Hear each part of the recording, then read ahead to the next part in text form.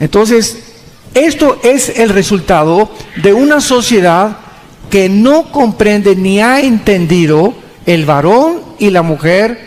¿Qué dice la Biblia? ¿Cuáles son las responsabilidades del hombre y de la mujer? Y para ello pues vamos a comenzar desde el principio rápidamente en el libro del Génesis, para comenzar a entender cómo formó Dios al varón, cómo formó Dios a la mujer, completamente diferente al hombre, y por cuál los dos somos enteramente diferentes en nuestra manera de pensar, de ver las cosas, de las perspectivas de la vida. Tú tienes una opinión de cómo debes educar a tus hijos, la esposa tiene otra opinión. Tú tienes una opinión de qué comprar, tu esposa tiene otra opinión que comprar. Las mujeres son románticas, detallistas, ¿verdad? Necesitan estar rodeadas de atenciones. Las mujeres son como flores que necesitan sol, buen ambiente, agua, una buena tierra para que crezcan y no crezcan así todas marchitas y todas apagadas y todas completamente sin identificación. Y cuando el hombre entiende esto y comienzas a darle el trato a esa flor, a esa reina, porque somos el rey y ellas son nuestras reinas, y la tratas como una reina, tú no te imaginas, escúchenme muy bien esto, varones, no nos imaginamos cómo nos bendice Dios, porque el matrimonio y la familia es el gimnasio de Dios. ¿Quieres entrenar tu paciencia? ¿Quieres entrenar tu perseverancia? ¿Quieres entrenar tu humildad, tu mansedumbre? Es el hogar, el gimnasio de Dios. Por eso cuando Dios llama a alguien para ser pastor, las primeras condiciones que se requieren es que gobierne bien su casa. Porque si no gobierna bien su casa, ¿verdad? Pues entonces ¿cómo va a gobernar la casa de Dios? Y las normas para un líder y para un pastor son elevadísimas. ¿Por qué? Porque si un hombre de Dios, ¿verdad?, no está bien en su casa y no está bien con su familia, pues es imposible, ¿verdad?, que pueda recibir la bendición de Dios. Y lo mismo pasa con las personas que no son pastores. Todos los varones lo vamos a ver, de alguna forma somos pastores de nuestra esposa y de nuestros hijos. En Génesis capítulo 1, dice el versículo 27, que Dios nos creó a los dos. Y creó Dios al hombre a su imagen, a imagen de Dios lo creó, varón y hombre los creó. El capítulo 1 del Génesis es un bosquejo de la creación de Dios. Y vamos a ver que en el capítulo 2 se detallan las cosas que aparentemente fueron descritas como bosquejadas, con detalles en el capítulo 2. Por eso parecería a muchos que el capítulo 2 es diferente al capítulo 1 del Génesis.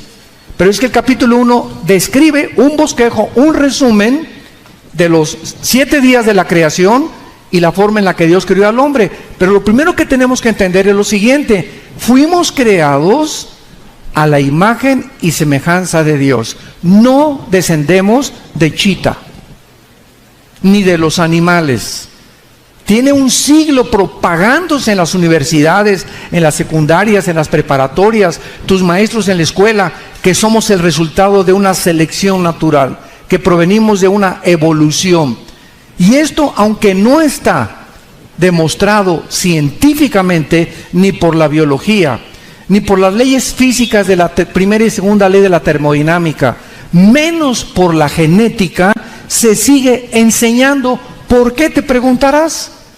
Son los debates que tenemos nosotros en las universidades con astrofísicos, con geólogos, con sociólogos, con psicólogos.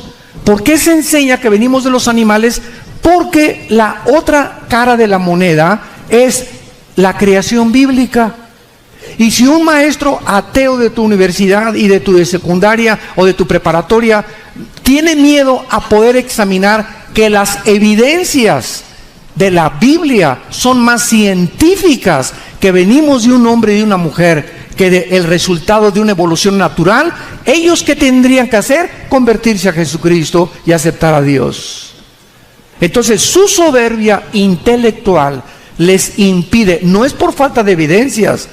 Yo he recorrido universidades como ustedes no se imaginan y lo seguimos haciendo, demostrándoles a los mismos maestros universitarios que no existe escuchen, una sola evidencia científica de que venimos de los animales. Pero se sigue enseñando porque no hay otra opción. Las mismas leyes de la genética impiden la evolución. Jamás, desde que Darwin postuló su famoso libro El origen de las especies, nunca se ha demostrado la mutación de una especie a otra especie. Que un chango sea una jirafa, que una jirafa se reproduzca en un hipopótamo, que un hipopótamo se convierta en un camello, o que un delfín se convierta en una ballena, o que un halcón se convierta en otra ave. No existe eso en el mundo de la ciencia. ¿Por qué? Porque simplemente cuando se descubrió el ADN, 1954, por el doctor Watson y el doctor Crick, norteamericanos, que descubrieron la hélice del ADN, del ácido desoxirribonucleico. ¿Qué es el ADN? La información genética que en los más de 3 trillones de células tiene el cuerpo humano. En cada célula hay un software. En cada una de los trillones de células que el cuerpo humano posee, existe un código genético que va a determinar que tú no seas chango, que seas ser humano. El código genético de los changos va a determinar que sean changos. El del hipopótamo, que sean hipopótamos, que crezcan como hipopótamos, que tengan la cabeza, la trompota así. Los elefantes que tengan tropa, las jirafas que tengan un cuellote grandote para que se alimenten de las plantas. Dios puso un código en todo lo que existe. Una semilla de uva trae un código que dice que la uva tiene que ser chiquita, regordita, verdecita o morada, con todas las características minerales y antioxidantes que el cuerpo necesita. La semilla de la naranja tiene un código que trae exactamente lo que Dios programó. La de la papaya tiene otro para el estómago. Todo absolutamente en la creación de Dios, Dios lo creó con un esperma, que se tradujo en la Biblia semillas. Y esto es lo que impide la evolución. Entonces, si tú cruzas a un caballo con una burra, ¿qué sale? Como que una burra. Nace una mula. Nace una mula. ¿Y saben algo? Por haber roto las leyes de Génesis 1, 11 y 12, que cada cosa sea de acuerdo a su especie y a su semilla, por hacer eso, la mula nace híbrida, sin capacidad de reproducirse, porque violó las leyes de la genética de Dios.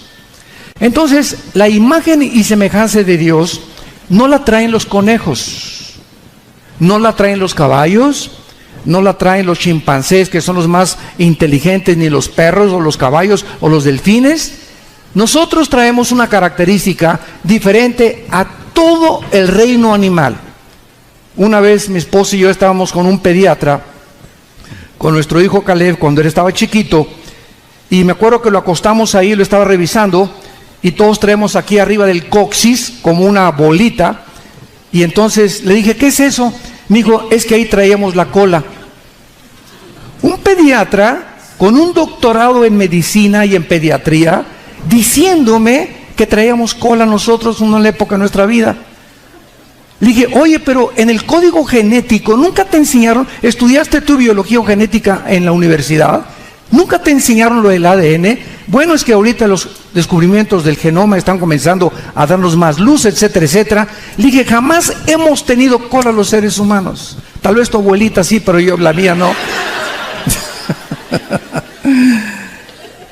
Entonces, fuimos creados, y la Biblia es el único libro de los billones de volúmenes de literatura que existan en todas las librerías del mundo. Ningún libro fuera de la Biblia nos dice quiénes somos. Y les voy a decir lo que dice la Biblia. Somos un espíritu, apúntalo. Tenemos un alma y vivimos dentro de un cuerpo. Somos espíritu, número 1. 2, tenemos un alma y vivimos dentro de una botella, un envase, como tú le quieras llamar, un cuerpo que se está deteriorando celularmente de acuerdo a la primera y la segunda ley de la termodinámica o de la entropía física, y por esa razón envejecemos y nos tenemos que morir. Pero ninguna persona, ningún investigador, ni Sigmund Freud, ni Louis Pasteur, ni nadie de los más grandes doctores médicos e expertos en medicina, nunca nadie podría tener la información que constituye al ser humano más que el que nos creó. Solo Dios lo pudo haber hecho. Y Dios no se reveló en el libro del Mormón, ni en el Corán de los musulmanes, ni en el libro de los hindúes. Dios se reveló en la Biblia.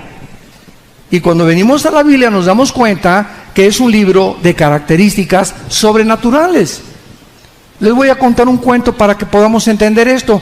Aproximadamente como en 1905, 1906 del siglo pasado, estaba un muchacho con un vehículo descompuesto. Levantó el cofre, los carros antiguos tenían el cofre por acá y por acá.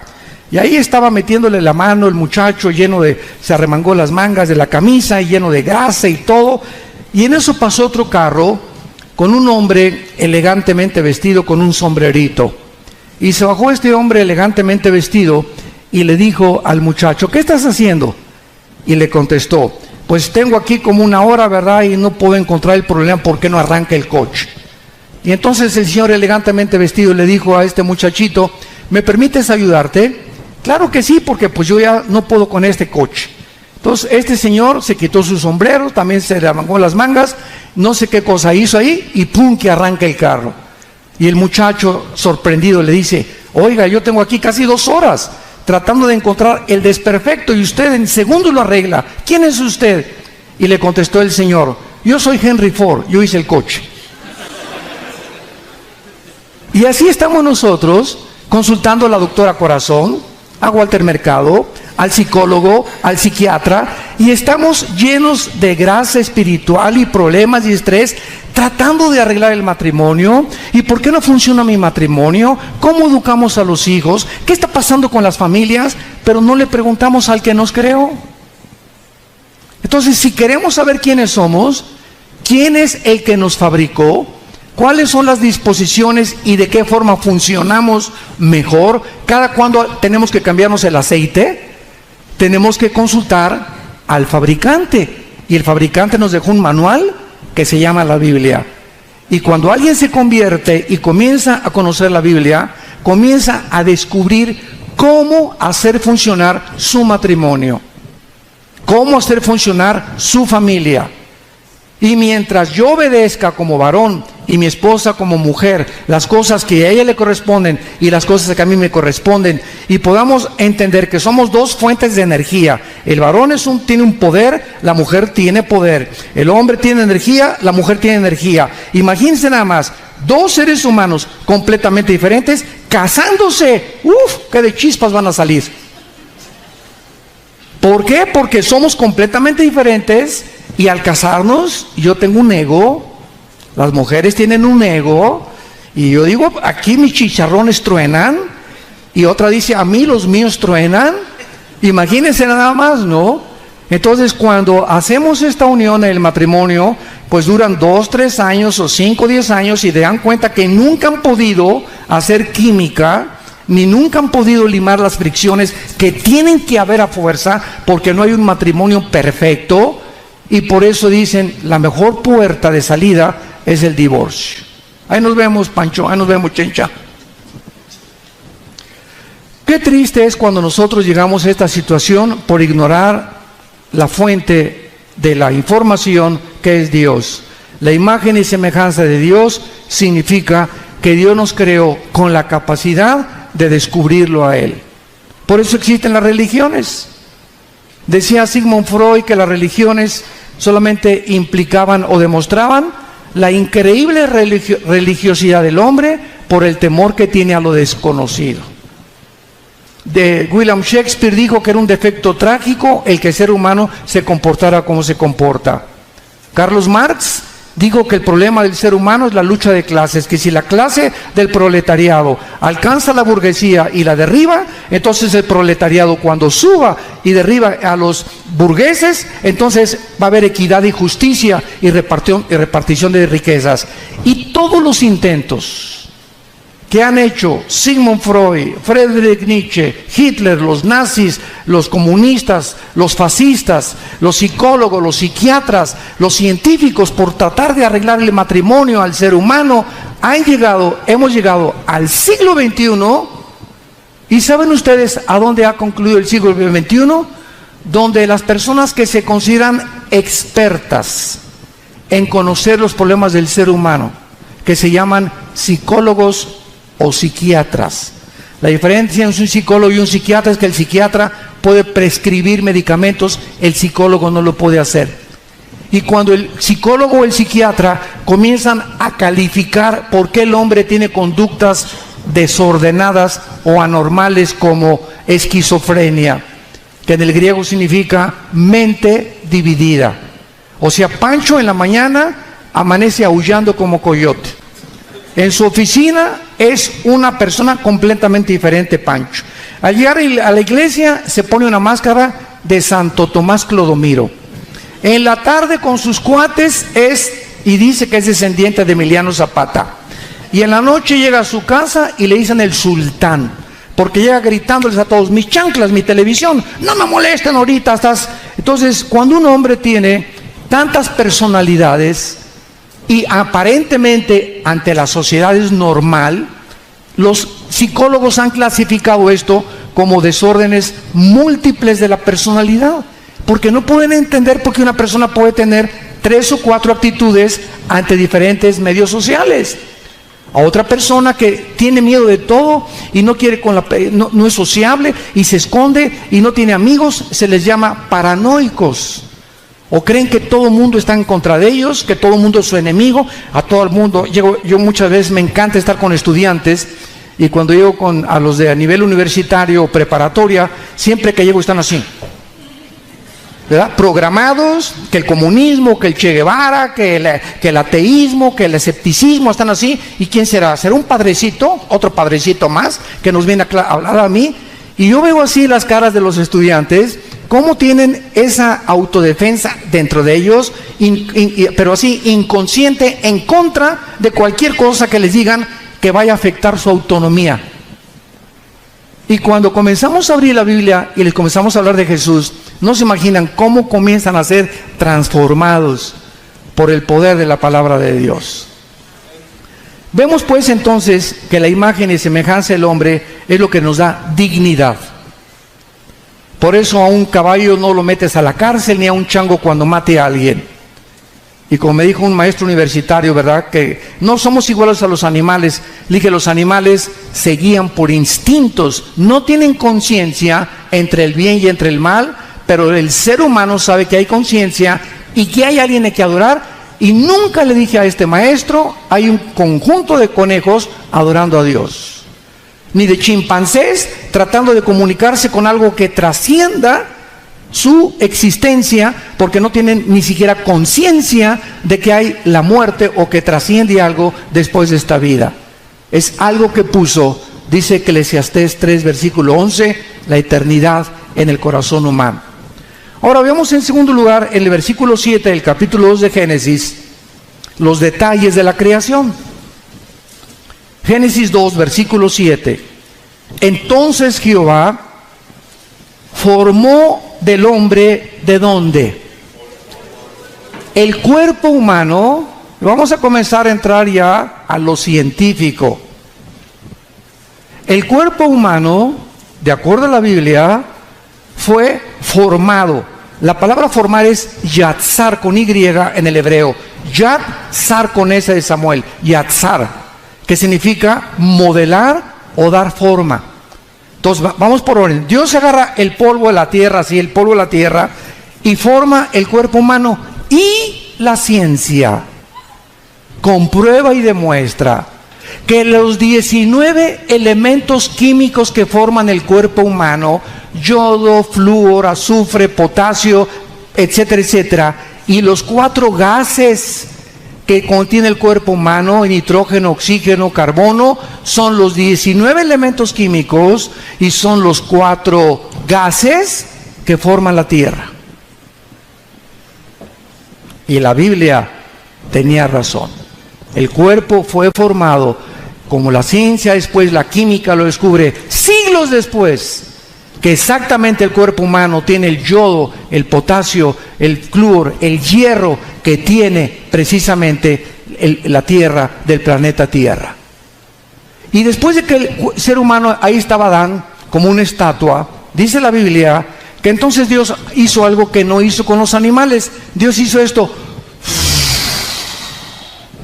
Algo de Dios, de la divinidad, que es una entidad ultradimensional, que está separada completamente de las 4 dimensiones donde nosotros vivimos, le transmite al ser humano algo de él. Nos sopla dentro algo de él, para que comencemos a entender que podíamos, a través de ese soplo que se llama el espíritu. Los animales no tienen espíritu. Somos espíritu, tenemos un alma, vivimos dentro de un cuerpo. Ahora lo voy a explicar. ¿Qué es el espíritu a diferencia del alma? Apúntalo. El espíritu es la parte inmaterial a través de la cual podemos conocer, servir y adorar a Dios. Esto es importantísimo en la teología. Es la parte espiritual en la que, inmaterial, en la que podemos conocer, servir y adorar a Dios. Porque Dios es, Juan 4:24, espíritu.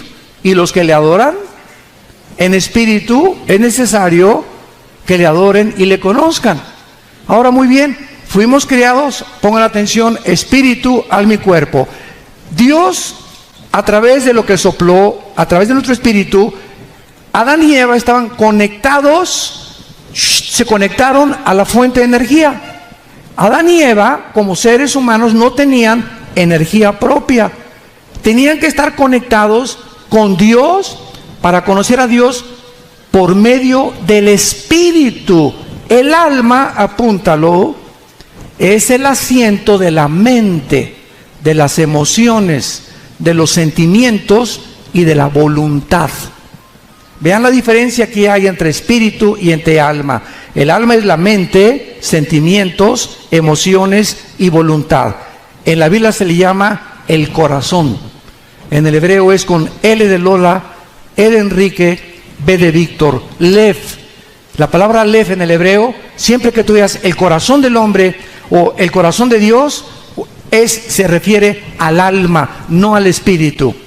Y el cuerpo simplemente, ¿verdad?, es donde el alma y el espíritu están dentro de nosotros, y cuando nos morimos, lo vimos ayer en la tarde, al morir se sale de nosotros el alma y el espíritu, se van a la presencia de Dios. Si morimos en Cristo, nuestro cuerpo lo creman, lo acabas en la panza de un tiburón, te cae un ladrillazo en la cabeza, te atropellan, te hacen pedacitos, te queman. No importa la forma como eras, ni cómo quede tu cuerpo, si lo queman, si no lo queman, si lo entierran, etcétera, etcétera.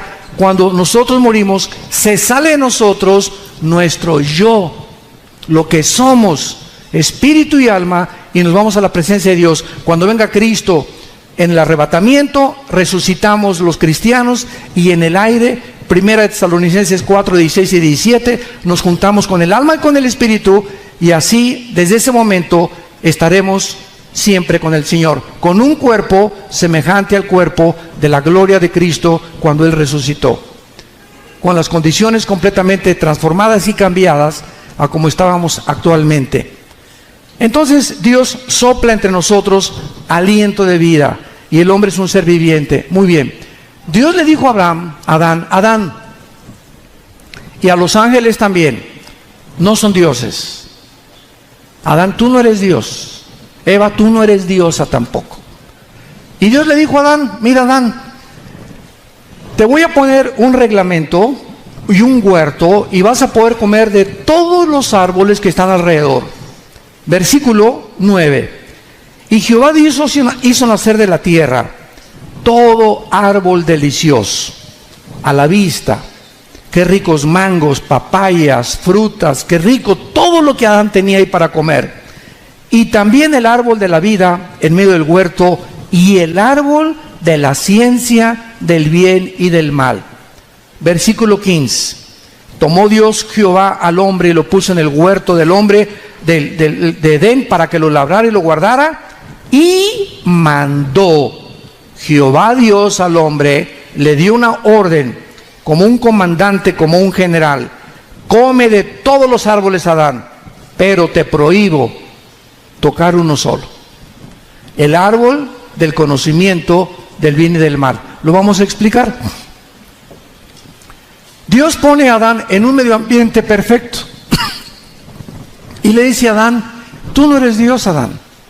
Quiero decirte una cosa: como un ser creado a mi imagen y semejanza, tienes que tener limitaciones, y tú no tienes la deidad ni la soberanía que tengo como creador, porque yo fui el que te creé. Tú no has creado ni tienes el poder de crear nada. Entonces tienes una sola limitación: de ese conocimiento del bien y del mal no vais a participar. Lo interesante de este mandamiento es lo siguiente: no dice el árbol del mal. ¿Ya lo notaron? Del bien y del mal. Del bien y del mal. ¿Cómo está esto? Muy simple la respuesta. ¿Qué es lo que quería Dios decirle a Adán? Adán, quiero que desde aquí en adelante tú dependas en tu espíritu de mí. Yo soy el que te voy a decir, Adán, que es bueno y que es malo. Desde ahorita te estoy diciendo: ese no comas. Déjame que yo te siga guiando, porque tú no tienes la capacidad de determinar lo que es bueno y lo que es malo. Y el día que comas del árbol del conocimiento del bien y del mal, entonces tú vas a recibir una capacidad engañosa y vas tú a querer determinar, sin tomarme en cuenta a mí, qué es bueno y qué es malo. Y desde Adán a nuestros días, como lo vamos a ver ahorita, ha sido el problema del ser humano. El ser humano a lo malo le llama bueno, a lo bueno le llama malo. Ahora casarse un hombre con un hombre no tiene nada de malo. Una mujer con una mujer no tiene nada de malo. Son nuevas alternativas, son las cosas que yo quiero. Es una nueva clase de amor. Y estamos en una sociedad tan confundida, porque los tornillos se aflojaron aquí adentro en la mente. Por ejemplo, durante la época del comunismo, de la Unión de las Repúblicas Socialistas Soviéticas del siglo pasado, cuando se les pidió a los rusos que por qué mataban a la gente, ¿saben lo que dijeron ellos? Es que José Stalin, no le llama matar, le llama eliminar por causa del partido. Cuando a los nazis los juzgaron en 1947 en el gran juicio de Nuremberg en Berlín, Alemania, los ex generales de Hitler los estaban juzgando en el mundo entero con los mejores abogados en el mundo, europeos y norteamericanos. ¿Y saben qué contestaron? Para nosotros no era robar, era expropiar. O sea, al robo le llaman expropiar. Se oye más bonito, ¿verdad? Está más maquillado el pecado. A matar, no es matar, es eliminar por causa del partido. Entonces no es asesinar, se oye muy feo asesinar. Y comenzaron a maquillar todas las cosas que Dios ha dicho: eso es pecado, eso es pecado, eso es pecado. Pero para nosotros los nazis, para nosotros los comunistas, para nosotros los fascistas, para nosotros los ateos, lo que el mundo dice que es bueno para nosotros es malo, para nosotros es malo, para ustedes es bueno. Y entonces caemos en lo que la sociedad actual ha caído, que se llama en la filosofía el relativismo. Apúntalo: relativismo. ¿Cuál es la filosofía del relativismo? Es la filosofía que te dice, cuando te encuentras a alguien: mira, Pancho, para ti eso es malo, para mí es bueno. O sea, cada quien tiene su manera de determinar y de juzgar lo que es bueno y lo que es malo. Cuando el presidente Reagan, el expresidente Ronald Reagan, una vez llegó a Nueva York se bajó al aeropuerto y él era cristiano. Y un periodista de un periódico muy famoso se acercó y le dijo: ¿qué piensa usted de la homosexualidad, presidente Reagan? Y el presidente le contestó, ¿verdad? Bueno, yo no estoy de acuerdo con eso. Y el periodista le dijo: bueno, eso es la opinión de usted, porque se ve que el periodista que lo estaba examinando era homosexual. Dice: pero para mí eso no es malo, es mi estilo de vida. Y entonces Reagan le contesta y le dice: ¿sabe una cosa? No importa lo que usted diga, ni tampoco mi opinión. La Biblia dice que los homosexuales no heredarán el reino de Dios. Entonces, ¿quién es finalmente el que va a determinar qué es bueno y qué es malo? Nuestro Creador. Y esta es la razón por la cual hay tanta confusión en el mundo.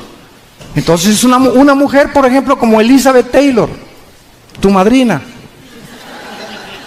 9 matrimonios, la chulis. Es que este no me hace feliz, es que este no se parece a John Travolta, este se parece a Luis Miguel, no, este es más macho, y comienzan las artistas, principalmente, ¿verdad? Y tanta gente a creer que pues van a encontrar algún día la mujer perfecta, o igual los hombres. Rock Hudson, por ejemplo, a Rock Hudson se le consideró el hombre más guapo de los 50, 60 de Hollywood. Un hombre de casi 1,90 de estatura, era perfecto en su físico, en su cara, en todo. Y tuvo tantas mujeres que no encontró ninguna y acabó homosexual y murió de SIDA. Fue el primer actor de Hollywood que murió de SIDA. James Dean, otro muchacho, ¿verdad?, que protagonizó la rebelión de la juventud en los 60, se vuelve homosexual y muere de SIDA también, en un choque, pero ya con su Porsche a 150 kilómetros por hora, a los 27 años de edad. James Dean se mata en una carretera de Hollywood, después de filmar la película Gigante con Rock Hudson y con Elizabeth Taylor. Entonces, el ser humano cree: voy a encontrar a la mujer feliz, esta no me hace feliz, espérame tantito. Tú no te casas para buscar que te hagan feliz, papá. Nos casamos para entender que mi ego tiene que estar muerto, el de ella tiene que estar muerto, y si no el ego de ella no está muerto, voy a tener que sacrificarme a poder demostrarle que no la estoy buscando para que ella me haga feliz, sino para yo hacerla feliz. Y cuando comenzamos a buscar la relación en la que no buscamos que nos amen, sino nosotros amar, en nosotros dar, es más bienaventurado el que da, el que ama, el que se sacrifica, que el que recibe, porque el que recibe ya recibió, y el que da siembra en esta vida y para la vida eterna. Vean las iglesias. En los 40 años que tengo de predicar el Evangelio, cantidad de familias: es que en esta iglesia llegué y nadie me quiere, entré y nadie me saludó, entré y nadie me ama, voy a buscar una iglesia en la que, hola hermano, ¿cómo estamos?, etcétera, etcétera. Y estas personas inmaduras van como chapulines de iglesia en iglesia, en iglesia, en iglesia, brinque, brinque, brinque, brinque, siempre encontrando a alguien que pueda atenderlos o amarlos, porque no hemos entendido que a la iglesia llegamos el domingo no buscando quién nos va a abrazar, quién nos va a amar. Llegamos a una iglesia a buscar a quién podemos nosotros abrazar, a quién podemos nosotros amar. Ahí está doña Chole con 70 años de edad, la viejita está tiemble en la iglesia y nadie la pela. Llego con doña Chole: ¿cómo está? ¿Puedo orar por usted? Llegas a la iglesia: oye, no te conozco, tú eres de esta iglesia, ¿cómo te llamas? Mucho gusto, yo tengo en esta iglesia 5 años, ¿en qué te puedo servir? Cuando buscamos ayudar a la gente, vivir para la gente, comenzamos a adquirir el carácter de Cristo, que no vino a que lo sirviéramos, Él vino a hincarse y lavarnos los pies. Y es lo que hemos dicho a los pastores durante estos 40 años: nosotros les lavamos a ustedes los pies, no nos pongan en un pedestal a nosotros. No somos Luis Miguel ni ídolos. Nosotros estamos para a ustedes lavarles los pies. Nosotros somos siervos de ustedes, porque nosotros tenemos que poner el ejemplo, los líderes. Y si tú quieres poner el ejemplo en tu misma casa, lávale los pies a tu esposa, aunque le huelan a queso manchego.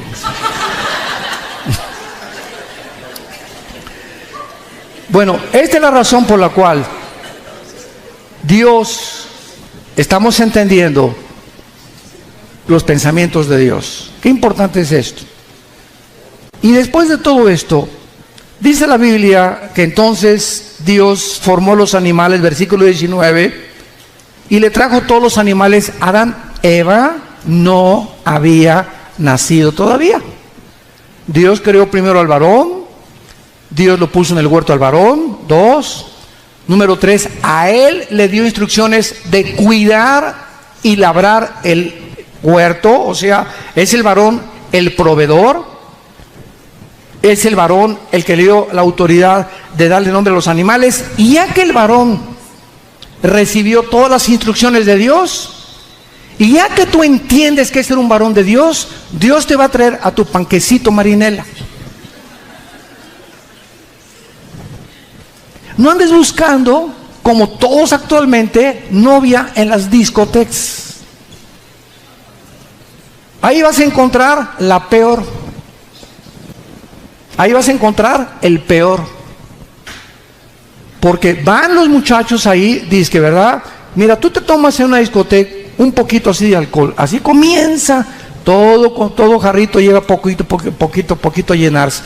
Tú te tomas una cosa así, no te imaginas la cantidad de personas en el trato humano y de personas que existen en las discos y en las cantinas para dormir y anestesiar y drogar a las mujeres.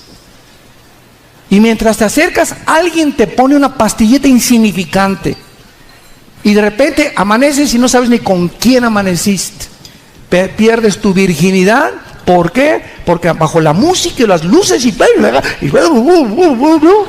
¿verdad? Toda la atmósfera y el escenario está preparado por los mismos huestes del infierno para poder llevarte a abortar el plan de Dios para tu vida, impedir que Dios trabaje en tu vida, detenerte para que no crezcas en el cristianismo y tratar de destruir tu carácter, llenarte de amargura y de rencor, y cuando tú te cases no poder tampoco ser feliz con tu esposo. Porque en tu juventud fuiste con un muchacho y te acostaste con otro y nunca entendiste que Dios prohíbe la inmoralidad. No cometerás inmoralidad, dijo Dios. Entonces, ¿qué ejemplo? Ya que Adán estaba listo, versículo 21, ¿qué hizo Dios para traerle a Eva? Adán, vete a la disco. No, ¿verdad? O mira, te traigo una foto aquí de una mujer increíble, Miss Universo. ¿Saben lo que hizo Dios antes de traerle la mujer al primer hombre que existió? Lo puso a dormir. En otras palabras, si tú quieres encontrar jóvenes, ahorita es para los muchachos, tú tienes cara de rabo verde. Estoy hablando de los jóvenes. Nosotros, cuando traemos este anillo los varones, ¿saben qué significa traer este anillo? Que estamos fuera del mercado. Cuando tú veas a un hombre, muchacha que me escuchas, que trae este anillo, ni te le acerques. Te va a proponer mejor sueldo, te va a proponer invitarte aquí, por allá. Discúlpeme, traiga a su esposa y salgo con usted. ¿Por qué? Porque este anillo implica que ya no estamos en el mercado. El día que nos casamos, ¿verdad? Le dijimos a 2.5 billones de lupitas, carmelitas, adiós, adiós, adiós, adiós, adiós, adiós. A todas, goodbye, goodbye, goodbye. Ay, pues que está chulísima, ay, que está muy guapo, etcétera, etcétera. Desde ese momento, yo nada más tengo que serle fiel a esta güera que está aquí. Más me vale.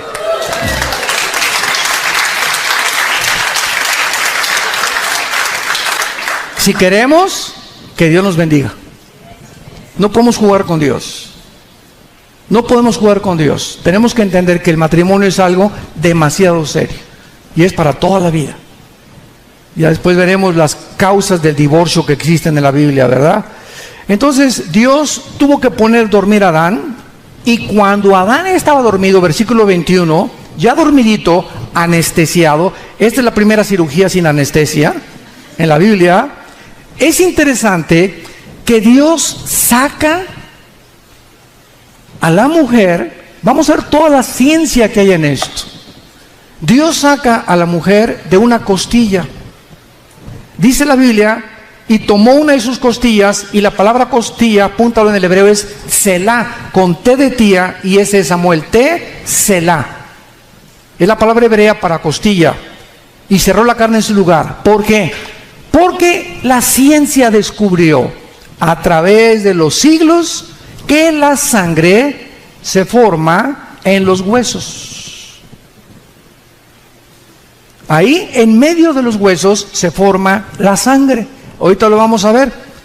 Y de la costilla, o sea, del material genético que Dios toma de Adán, hizo una mujer y la trajo al hombre. A nosotros los varones, ¿de dónde nos hizo? De la tierra, del lodo. Y a las mujeres más refinadas, de algo que ya estaba refinado, de algo que ya había trabajado con nosotros, y de ahí la sacó a ellas como princesas, ¿verdad? Como algo más delicado, como algo más tierno, como algo más considerado, para que el varón supiera durante toda su vida que la mujer es más frágil que nosotros, que es más delicada que nosotros, que es más susceptible, que tiene 7 días al mes en su menstruación, que chilla porque huele a la mosca, que sus hormonas son diferentes, que su función es diferente. Y si no entendemos todo esto y no las tratamos conforme a la forma que Dios quiere que las trate, no va a funcionar nuestro matrimonio. No va a funcionar. Y entonces van a buscar el escape por aquí y por allá, y nunca el divorcio es la salida. Más que en casos ya demasiado tremendos, ¿verdad? Donde ya es tóxico la relación en la que ninguno de los dos quiere jalar. Entonces, cuando Dios le trae a Eva, dice el versículo 23, aleluya, gloria a Dios. Esto es ahora hueso de mis huesos, carne de mi carne, y es Adán el que le pone el primer nombre a la mujer, varona, que en el hebreo es Isha, I-S-H-A. El varón es Ish, la mujer es Isha. Esta será llamada Isha porque del Ish fue tomada. Y en ese momento, cuando Adán vio a Eva, dice: yo sabía que con la jirafa yo no tenía nada que ver, ni con la changa, porque acuérdense que antes le trajo a todos los animales Dios a Adán. Y Adán descubrió, porque de acuerdo a Dios dijo, no es bueno. La primera vez en la Biblia que Dios dice que algo no es bueno. ¿Y qué fue lo que Dios dijo que no era bueno? Que estemos solos. Que estemos solos los varones. No es bueno que nosotros vivamos solos, más cuando ya pasamos el 5.º piso. ¿Por qué? Porque necesitamos una mujer. Mentiras que no, yo la puedo, que no, vivo mejor solo que mal acompañado. Eso sí. Pero por eso, si eres cristiano y oras, ¿verdad? Dios, a menos que sea un llamado de Dios, como Pablo, que enviudó. ¿Cómo sabemos que era casado Pablo? Porque formaba parte del Sanedrín, y para formar parte del Sanedrín tenía que ser casado. Entonces enviudó, y ya enviudo, ya Dios lo llamó a servirlo. Y ya, ¿verdad? Pablo escribe en 1 Corintios 7 que mejor a muchos que llama a Dios ya grandes se queden así, si tienen un llamado para ir por todos lados de misioneros, porque es más difícil con un matrimonio, ¿verdad?, irse de misionero.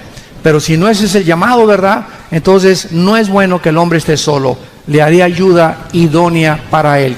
Y vean en el versículo 24, con 3 palabras, lo que es el matrimonio. Esto es increíble. 3 palabras usa Dios para definir lo que es el matrimonio de forma, en una cápsula sabia, reducida. Por tanto, dejará el hombre a su padre y a su madre, y se unirá a su mujer, y serán una sola carne. Número 1. ¿Qué es el matrimonio? Mamá, eres muy linda, mamita, y siempre te voy a respetar y siempre te voy a querer. Papito lindo, gracias por haberme traído a la vida. Crecí con la familia de ustedes y voy a honrarlos durante toda mi vida. Fido, mi perro, adiós Fido, mi perico. mis hermanos, adiós todos, mi familia antigua con la que yo crecí, adiós. El momento que yo me caso, estoy formando una nueva familia. Y de ahí en adelante, mi prioridad es Dios y número uno, ya no mis papás, mi esposa. Jesús, María y José y el burrito que los acompaña. ¿Voy a seguir amando a mis padres?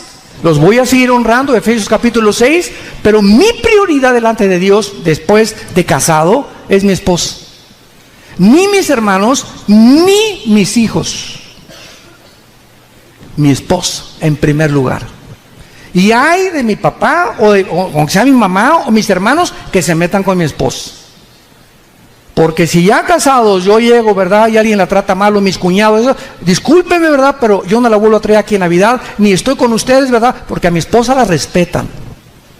Y a nuestra propia familia hay que hacerles ver eso. A mi esposa, familia con la que viví, van a respetar con la que Dios me dio como compañera. Y cuando un hombre toma esta actitud, es cuando es un hombre de los pies a la cabeza. Y Dios te bendice como tú no sabes. En tercer lugar, nuestros hijos. Nuestros hijos es en tercer lugar. En cuarto lugar, el trabajo. Y cuando venimos a Cristo, todo está al revés, ¿verdad? Venimos a Cristo y el trabajo es el primero, y por aquí, por allá, y trabajo de las 7 de la mañana y llego a las 10 de la noche. Ya tengo 5 años de casado y he hecho mucho dinero, y ya soy diputado, y ya soy gobernador, y ya tengo esa fábrica, y esto y el otro, y tengo 3 o 4 o 5 años que en estos 3 o 4 años ni siquiera he ido 2 veces al año de vacaciones, mi esposa y yo solos. Tenemos años que no nos sentamos a platicar, a tomar un café juntos. Tengo años que ya no sé cómo piensan, ni mucho menos le compré un abrigo, le compré un carro Mercedes-Benz, todo, y llega el momento que tu esposa te dice: mira, papacito, sultán de sultanes, papucho de papucho, gracias por todo lo que me has dado, pero ¿sabes una cosa? Que no te conozco. Tenemos años de casados y no te conozco. Siempre estás como momia, como nopal. No platicas, no te expresas porque eres macho camacho, y mi padre así me enseñó a ser. Y ¿sabes una cosa? Vienes a Cristo para que dejes de ser como tu papá y como tu abuelo. Hijos de Pancho Villa. Que se nos quite lo macho camacho. Y entonces comienza la transformación. Y comenzamos a entender que no es lo que yo pienso, ni que el matrimonio como yo creo, ni que no, las prioridades las establece Dios. Dios me dice qué es lo que tengo que hacer, cómo debo de comportarme, qué es lo que voy a hacer. Y cuando yo hago esto, se llama fe. ¿Qué es la fe? Creer lo que dice Dios. Mientras tú digas, voy a seguir haciendo lo que yo creo que es bueno y no lo que dice la palabra de Dios, vives una fe engañosa. Eres una persona religiosa, pero no eres hijo e hija de Dios. Porque en aquel día me dirán muchos: Señor, Señor. Mateo capítulo 7. Yo te seguí y fui a Villanueva, ahí a Querétaro, y hasta oír al doctor Alducin el sábado. Y fui a esta iglesia y fui por allá, y etcétera, etcétera. Y les dirá Cristo: nunca, ¿sabes qué? Una cosa, nunca te conocí. Venías como cualquier persona religiosa, pero de lunes a miércoles eras hijo del anticristo. Te portabas como diabla, pero el domingo eras santa. Y ¿sabes una cosa? La vida cristiana es una relación diaria, en espíritu, en verdad, viva, real, orgánica, con alguien que vive, que nos observa las 24 horas del día y que nos paga conforme a nosotros obedezcamos su palabra. El matrimonio es abandonar la familia, y la experiencia lo comprueba. Escuchen esto: el 65% de los divorcios en Latinoamérica se deben a terceras personas viviendo en el hogar. Cuando te cases, por el amor de Dios, no te traigas a tu suegra, menos a la luna de miel, a menos, ¿verdad? A menos, ni a tu hermano ni a tu hermana. Y si nosotros, los que tenemos hijos casados, ¿verdad? Tratemos de dejar que lleven sus vidas, y si los vamos a visitar, que sea 3 o 4 días, pero por favor no nos quedemos un mes con ellos, porque rompemos su privacidad. El matrimonio tiene que ser algo privado, íntimo. Una vez en un seminario, ahora en octubre, los invitamos todos los años. En octubre tenemos un seminario en la Riviera Maya, en el Hotel Barceló, de 4 días, 3 noches, 4 días, y van 250, 300 parejas, vienen de todas partes del mundo a nuestro seminario. Y es precioso, tenemos veladas en la noche, lunadas, cenamos junto a la playa, renovación de votos matrimoniales. Vengan, compren su paquete. Los invitamos a que se vengan con nosotros en octubre de este año. Y en uno de estos seminarios, un hermano dio un testimonio y nos dijo, no, es verdad eso lo que el hermano dice. Yo me casé, dice, ¿y qué creen? Que mi suegra tenía ya como 3 semanas viviendo con nosotros. Y resulta que una noche, me dice, nos contó el hermano, a todos estábamos ahí, me levanté como a las 2 de la mañana por un vaso de leche y abro el refrigerador, y detrás del refrigerador vi un marciano. Y todos los cargaban. ¿Cómo que un marciano? Sí, mi suegra llena de tubos. Estaba detrás del refrigerador y yo en ropa interior, y los dos seguimos. Ella por verme en ropa interior y yo por verla como un casco para que sea marciana, ¿no? Y dice, sí, ahí me di cuenta, ¿verdad? Que ya no podía yo ni levantarme en la noche en chones a servirme leche, porque no sabía dónde andaba mi suegra, por ahí fisgoneándonos por toda la casa. Entonces, es verdad eso, les rompemos a nuestros hijos, ¿verdad?, su privacidad, y no es bueno más que estemos pues una semana máximo con ellos, ¿no? A menos que tus papás estén inválidos o tengas un hermano que nadie los pueda cuidar, son las únicas excepciones. Pero fuera de eso, trata de que tu matrimonio vivan solos, que nadie se meta, porque dicen, el muerto y el apestoso a los 3 días huelen. En segundo lugar, el matrimonio es, y se unirá a su mujer. El matrimonio es la única institución donde se permiten las relaciones sexuales. Usar el sexo antes de casarte, o ya casado con alguien que no sea tu esposa o que no sea tu esposo, se llama adulterio. Y Dios se enoja. Si hay algo que Dios haga que se enoje y que detenga sus bendiciones y que bloquee nuestra prosperidad y nuestro avance en la vida, eso significa la palabra maldición. Maldición significa que hay algo en la vida que no te permite prosperar. Y tienes 4 o 5 años y un trabajo, y 2 trabajos, y 3 trabajos, y no funcionas, y tu matrimonio está mal, y con tus hijos está mal, y ves que nada te sale en la vida. Hay una maldición, hay algo que está impidiendo espiritualmente que avances. Se llama pecado. Se llama pecado. Vean Proverbios capítulo 5. Y vamos a terminar, aunque se nos hizo ya muy tarde, pero como ya nos está filmando, pues yo me puedo seguir un poquito más, ¿verdad? Nadie dijo amén. Bueno, ya me voy. Ah, bueno. En Proverbios 5, dice el versículo 18 en adelante, sea bendito tu manantial y alégrate con la mujer de tu juventud. Proverbios 5, 18. Como sierva amada y graciosa gacela, tus caricias, las de ella, las de tu esposa, te satisfagan en todo tiempo, y en su amor recréate siempre. ¿Y por qué, hijo mío? ¿Por qué? ¿Por qué andarás ciego con otra mujer? ¿Por qué andas ahí de rabo verde con otras chavas? ¿Por qué andas creyendo que te puedes salir con la tuya? Dice el Señor, mira, te estoy viendo las 24 horas del día. ¿Por qué andas con una mujer que no es tu esposo? Y abrazas el ceño de la extraña, porque tus caminos, dice el Señor, están ante mis ojos, y yo considero todas tus veredas. Y terminamos con el libro de Malaquías capítulo 3. Antes de Mateo está Malaquías. Es el último libro del Antiguo Testamento. Malaquías capítulo 2. Y vean ustedes cómo termina el liderazgo sacerdotal del Antiguo Testamento. Malaquías 2. Versículo 13. Y esta vez harás cubrir el altar de Jehová de lágrimas, de llanto, de clamor. No miraré más a tu ofrenda para aceptarla con gusto. Y vean la insensibilidad a la que un hombre puede llegar. Y me dirán, ¿por qué? ¿Cómo que por qué? Cara de sope. Porque Jehová ha atestiguado contra ti y la mujer de tu juventud, contra la cual has sido desde